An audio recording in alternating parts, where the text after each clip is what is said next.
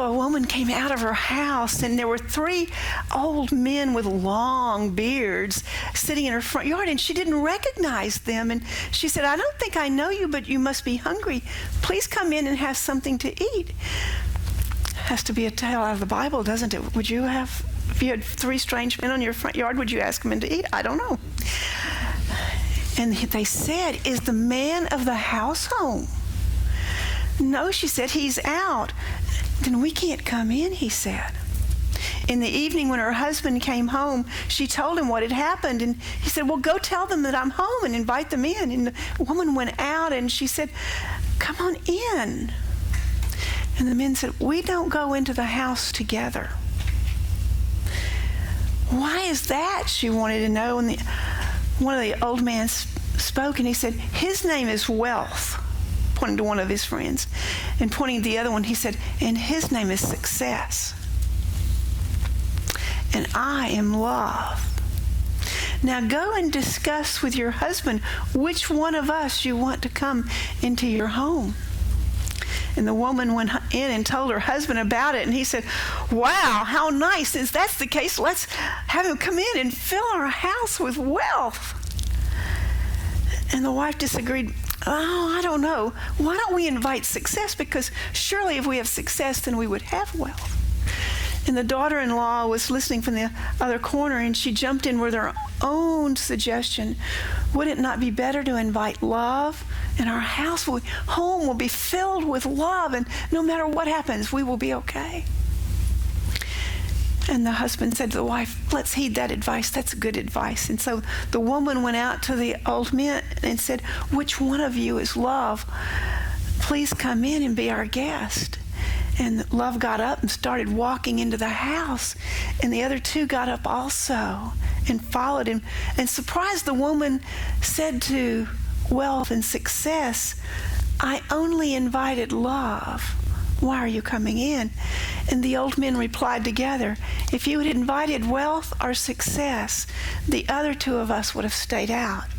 But since you invited Love, wherever he goes, we go with him." Wherever there is love, there is also wealth and success. So this morning, my talk, and it's just a God thing, that it turned out that once again I planned this little series, and the day for Mother's Day, the topic's love. You know, there's this universal energy, this universal intelligence, this super consciousness that knows what we need. And you know, here in Unity, we are so truly knowing that God is not a man in the sky. And so as we learn to understand the God of our own understanding, it's really hard not to put flesh and appearance to that God.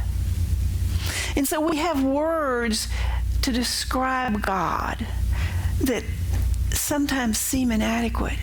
But I don't think that the word love is ever inadequate for describing God, for describing the creation that He created us.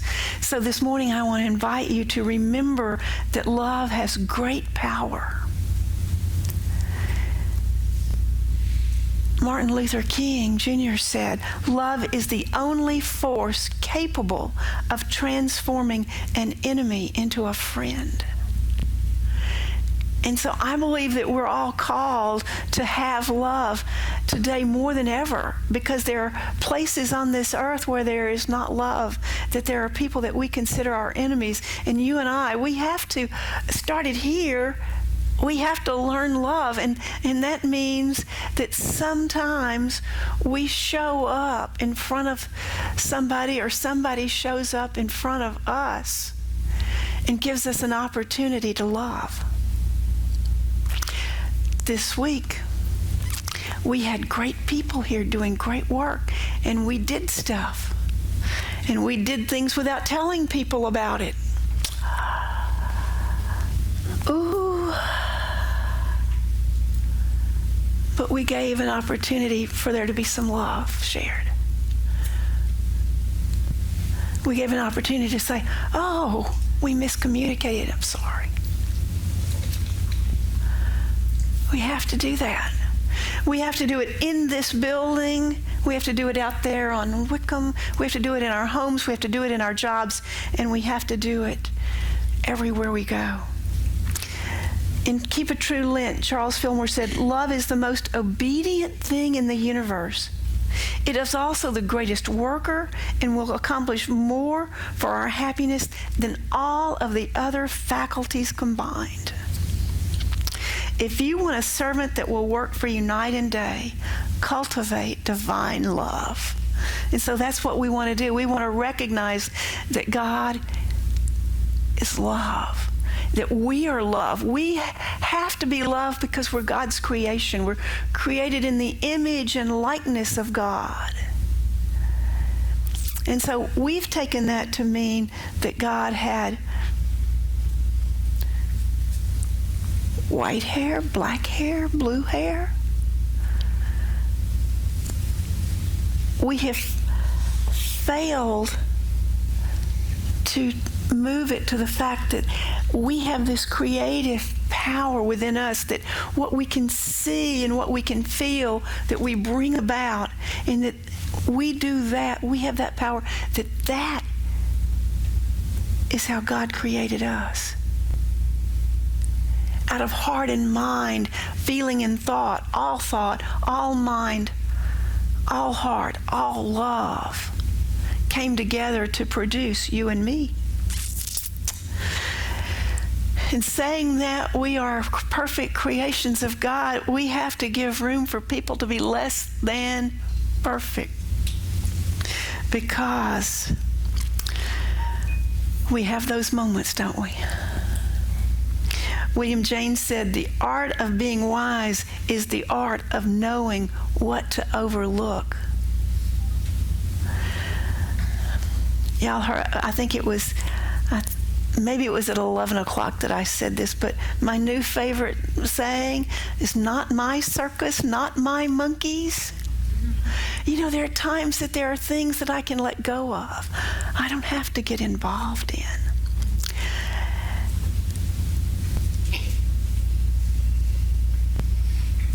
On her golden wedding anniversary, a woman was asked to reveal her secret of a long and happy marriage, and she said, on my wedding day, I decided to choose 10 of my husband's faults, which, for the sake of our marriage, I would overlook.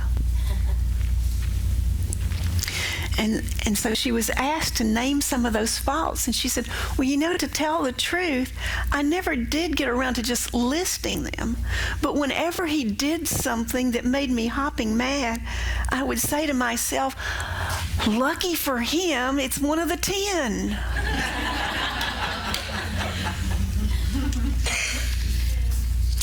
And so not only do we have to learn to overlook the times when we act or respond imperfectly and have things go wonky, we have to know that we have to let love in. Oh, you know, we're always talking about loving out, giving love, but we have to receive love. We have to be willing to let our hearts be open to feel the love that surrounds us, to accept the love that is given to us.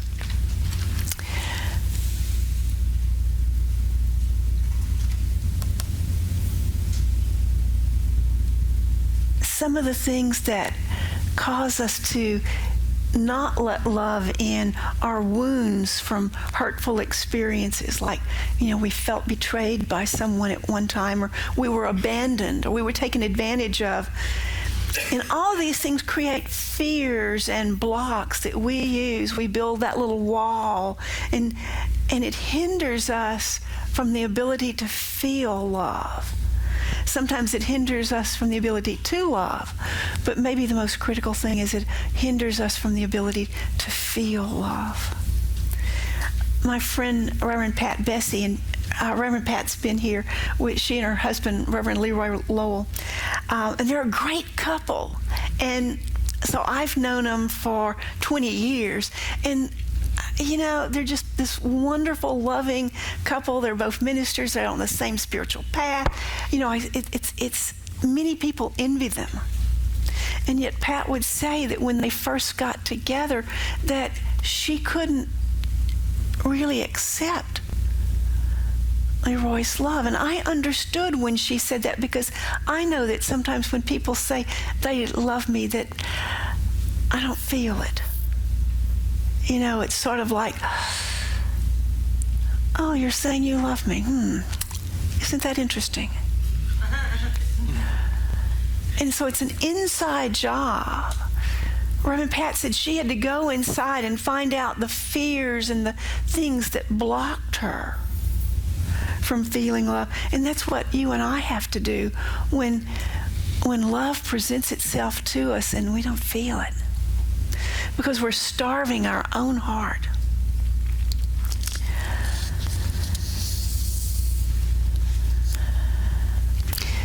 A radio commentator was talking about her vacation at a beautiful seaside village in Mexico, and one afternoon she saw an elderly couple walking down hand in hand on the beach, and they were clearly in love, and there was something about them that made this radio commentator know that they had a forever love and that they had been married forever. And so later that same day she saw them at dinner, and they still had that warmth of love around them, and her curiosity got the better of her, and so she asked them, tell me about your relationship, and how did you develop this? And the woman was very amused, and she said, our secret is that my husband has always been a little hard of hearing. You see, we were married during the Depression, and we both worked 2 and sometimes 3 jobs to make ends meet. And one day I came home, I was so exhausted, I said to my husband, I am so tired, my teeth hurt. And he took me by my hand, and he sat me down, and he took off my shoes, and he lovingly began to rub my feet. I think you understand the mix-up. But from that day on, that became our ritual. At the end of the day, my husband has always lovingly rubbed my feet. With that simple act, he shows me daily how much he loves me. And in turn, I remember how much I love him. And I know one of the things that I've talked about before is that Gerald would always bring me coffee in bed, and how much that little thing. And Gerald's one of these people that when he lays down to go to sleep, he's almost asleep by the time he hits the pillow. But the last thing he always does is he turns over and tells me I love you and gives me a kiss. And I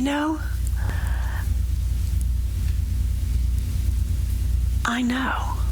I feel that love in that moment. One of the other things about love is that we have to appreciate how different we are. Oh, are we not different? Oh.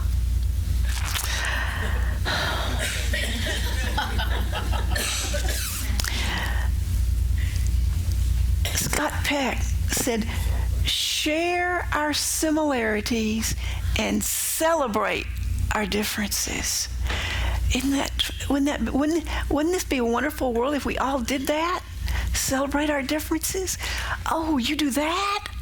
Tell me about it. Oh, you worship there. Tell me about your worship practice. Tell me how you pray. Oh, your food looks great.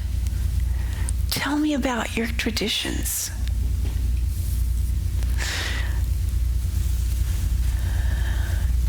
And I think one of the last things that I'll close with is look with your heart more than with your eyes. And I get an example of that. And you get an example of that. on Sunday morning when Deborah's singing and she's smiling, when Vashti's singing and she's smiling, Julie's singing and she's smiling, they're smiling. They've got that energy. You feel that energy coming toward you. They're looking with eyes of love. Notice when they get up to sing. You know, it would really help if we had a clue about what people wanted. Finding a bottle on the beach, Jake uncorked it and out popped a genie. And the genie says, "Oh, you get 3 wishes." Jake said, "Great, I want $1 billion." And poof, a flash. And there was a piece of paper with a Swiss bank account number on it with $1 billion. Now I want a Ferrari, and poof, and there was the car. And finally, Jake said, "I want to be irresistible to women." And poof, there's another blinding flash, and Jake turns into a box of chocolates.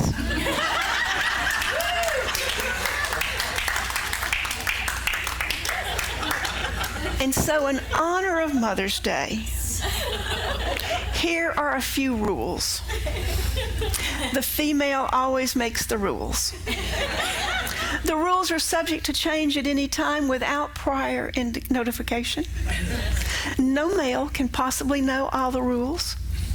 If the female suspects that the man knows all the rules, she must immediately change some or all.